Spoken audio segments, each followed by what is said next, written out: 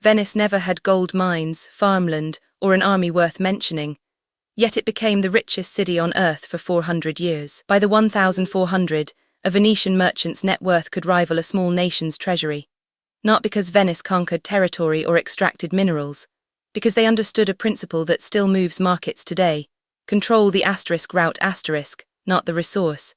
And they did it with such precision that their accounting methods became the blueprint for double-entry bookkeeping, the same system that runs your bank account right now. Exhibit 1: Geography as punishment. Venice sits on a lagoon, a swamp basically, no arable land, no natural resources, no defensive walls that could hold an invading army. Every rational person in the 9th century would have bet on inland cities like Milan or Florence. Instead, Venice's isolation became its moat. The Adriatic Sea wasn't a barrier. It was a highway nobody else was equipped to use. Exhibit 2: The monopoly on movement. While European kingdoms fought over land, Venice's merchant fleet was the only reliable transport between the Mediterranean and the spice markets of the East.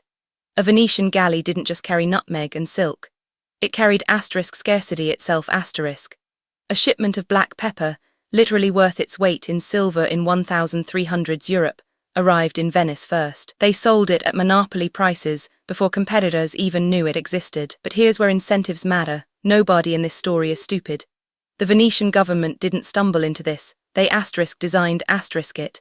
They built the arsenal, a state-run shipyard, in the 1100. It was the first assembly line manufacturing operation in European history.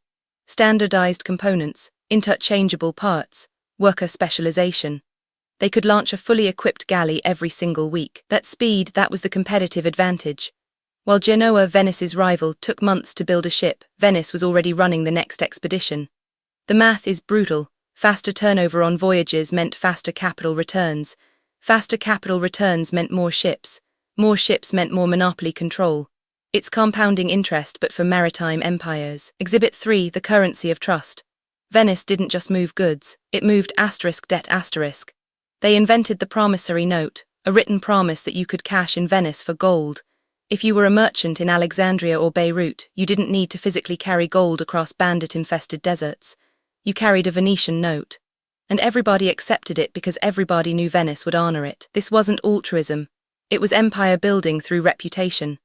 Venice's word became better than gold because their fleet was too powerful to default on. You trusted a Venetian promissory note the way you'd trust a check from the Federal Reserve today. Except there was no government backing it, just the implicit threat of Venetian naval retaliation. Exhibit 4: The wealth tax that nobody called a tax.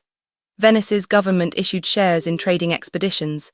Citizens could buy in. If the voyage succeeded, you got dividends. If it failed, you lost your stake. This wasn't charity, it was venture capitalism wearing a 13th century costume. The government extracted a cut from every expedition. The rich got richer. The state got richer. Everybody had skin in the game. By the 1500, Venice controlled roughly 10% of all Mediterranean trade. 10%, not through conquest, through logistics, reputation, and financial instruments. A Venetian merchant family, the Contarinis, the Mosnigos, accumulated wealth that would take a European nobleman 3 generations of land seizure to match. And they did it by understanding that in a world of scarcity, the person who moves goods fastest wins. The Venetian gold standard wasn't about gold at all. It was about velocity, how fast capital moves, how efficiently you can turn a shipment into profit and reinvest that profit into the next shipment.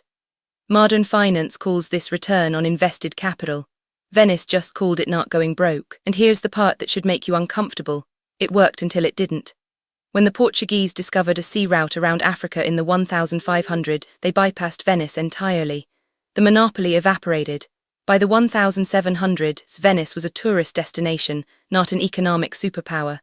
The lesson isn't that Venice failed. It's that monopolies are only as durable as the conditions that created them. What Venice proved, and what every wealthy institution since has tried to replicate, is that you don't need natural resources to build empire. You need control. Control of information, control of logistics, control of trust. Control the how and the when and the profits follow. That's not luck. That's design. This video is for educational and informational purposes only and is not financial advice. Always do your own research.